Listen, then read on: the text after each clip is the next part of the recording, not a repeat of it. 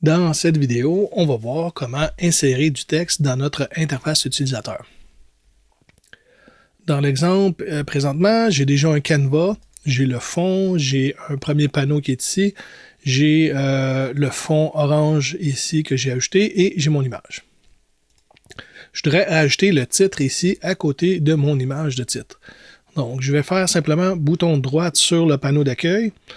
Je vais faire UI et je vais aller me chercher du texte. Je n'irai pas chercher tout de suite Text Mesh Pro, je vais aller chercher simplement du texte normal. Et on voit qu'il a centré par rapport à mon panneau. On pourrait toujours aller chercher ici dans le Rect Transform de dire que moi je voudrais que avec le Alt enfoncé pour le positionner en même temps, mettre le texte complètement en haut. Et je vais me rapprocher un petit peu et je vais simplement déplacer mon texte ici, comme ça. Bon, le Rect Transform, on le connaît. Vous avez ici les propriétés pour le texte, donc la composante texte.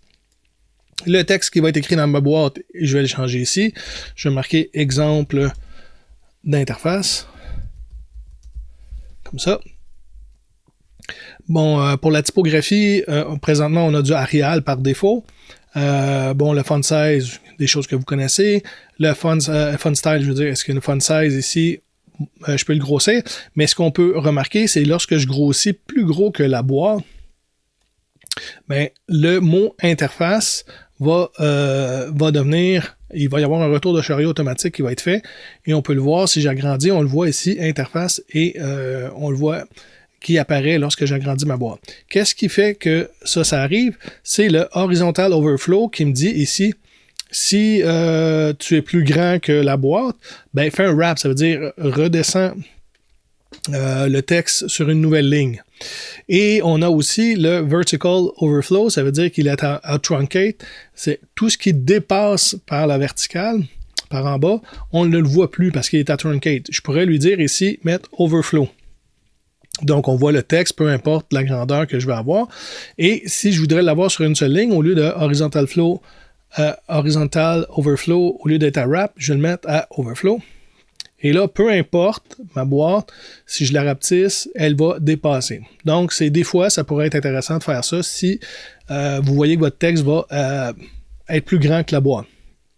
Je vais le remettre à wrap et je vais le remettre à truncate. Moi, ce que je vais faire, c'est que je vais mettre du texte assez gros, la boîte de texte assez grosse pour contenir le texte à la grosseur que je le veux. Donc, ici, je vais mettre du 60. Donc, on le voit qu'on est pas assez large encore. Donc, je vais aller mettre comme ça ici. Je peux aligner à gauche, à droite ou centré, ou je peux aussi, à la verticale, le mettre centré dans ma boîte. Donc, comme ça me permet de mettre une boîte et sans la boîte à la même grandeur que le fond et le texte va se centrer automatiquement. J'ai aussi la couleur, donc je vais aller mettre du blanc ici. De cette façon-là, je vais aller mettre du bold, comme ça ici. Et là, on va voir comment ça réagit lorsque je redimensionne mon écran. Je vais prendre le panneau ici. En prenant le panneau, je peux faire le preview comme ça ici. Et là, on voit que mon texte, présentement, ne se contracte pas. Donc, il reste toujours de la même dimension. Pourquoi? Parce que si je sélectionne mon texte ici, on va voir que les anchor points, ils sont regroupés. Donc, ça lui dit de ne pas se rapetisser. Donc, première chose que je vais faire, c'est de dire, OK, moi, je voudrais qu'il se rapetisse, le texte. Donc, j'ai pas ça ici que je vais aller chercher, c'est le anchor point. Comme ça ici. Et là, si j'essaye en prenant mon panneau et que je réduis, on va voir que, wow, ça fonctionne, mais mon le texte interface brise. Parce qu'en fin de compte, hein, je lui ai dit de faire un wrap, donc la boîte de texte est plus petite que le texte, et de truncate à la verticale, donc je ne vois plus le texte. Une chose qu'on pourrait peut-être faire, c'est ici, lorsque je sélectionne mon texte, de lui dire, ben, fais un best fit. Présentement, le texte, moi, je le veux en 60. Et en faisant un best fit, on peut lui donner un minimum puis un maximum. Donc, le maximum, je voudrais, moi, c'est 60. Puis le minimum, ben, c'est à nous de voir, peut-être mettre ça en 40. Donc, lorsque je vais ici simplement prendre mon panneau et que je vais faire l'essai, on va voir que le texte va diminuer. Et éventuellement, il va tomber sur 2 lignes, mais il est capable de rentrer pareil sur dans la boîte qui commence à se rapetisser. Donc, ça peut être bien. Si je rapetisse assez, par contre, on voit le texte embarque par-dessus mon image. Donc, un des problèmes qu'on peut avoir, c'est que ici, mon anchor point, je l'ai mis sur le coin de ma boîte de texte. À la place de le mettre sur le coin de ma boîte de texte, je vais simplement prendre mon anchor point et le mettre complètement sur le coin de mon panneau. Ça veut dire que cette distance-là ici va se diminuer aussi. Et là, on va voir que mon interface va peut-être un peu mieux fonctionner. Donc, j'ai ça ici et on voit que l'exemple d'interface bouge pas. Et là, on commence à rapetisser beaucoup plus. On va aller jusqu'à 40. Mais là, après, lorsque je suis plus petit que 40, là, en tant que tel, on commence à perdre des lettres parce que la boîte de texte est beaucoup plus petite que le texte. Donc, on peut faire ici, lorsque je sélectionne mon texte, faire le best fit pour être capable de jouer entre 2 valeurs. Ça, c'est la valeur que je voudrais au départ. Et ici, c'est le minimum et le maximum. Je pourrais être plus grand que 60 si je voudrais. Je ne suis pas obligé de me fier tout juste à ça ici. Présentement, on a du Arial. Donc, l'Arial, c'est la typographie par défaut. Il faut savoir que Unity va jouer avec du TrueType Font. Donc, on va aller chercher une typographie.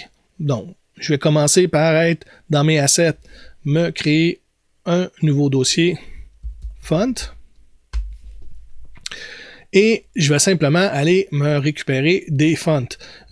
Présentement, j'ai été sur Google Fonts, j'ai été me chercher le Fira Code et j'ai téléchargé cette typographie-là avec le bouton Download ici sur Google Fonts. Et ensuite de ça, j'ai été le dézipper et c'est ce que ça me donne ici. Si je m'en viens dans statique, je vois les TrueType Fonts, c'est des .ttf comme c'est ici. Et je vais aller chercher, moi, la Medium ici comme ça. Je la prends. Je m'en viens dans mon interface de Unity et je vais simplement la mettre dans mes assets. Donc, j'ai ma typographie ici.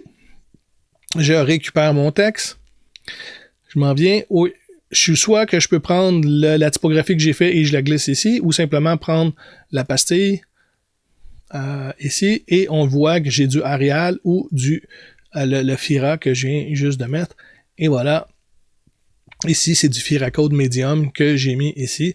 Et la typographie, on peut en mettre beaucoup. Faites attention, la typographie, c'est quand même lourd, mais on peut aller chercher plusieurs typographies de cette façon-là, en allant les chercher. Faites attention, la typographie doit être libre de droit lorsqu'on utilise ça. Faire attention, chez Google Font, c'est une bonne place parce qu'ils sont libres de droit pour aller chercher de la typographie. Donc, il me reste simplement peut-être à changer ça ici pour le titre. C'est le titre de mon panneau. Et voilà, j'ai mis du texte à l'intérieur de mon interface.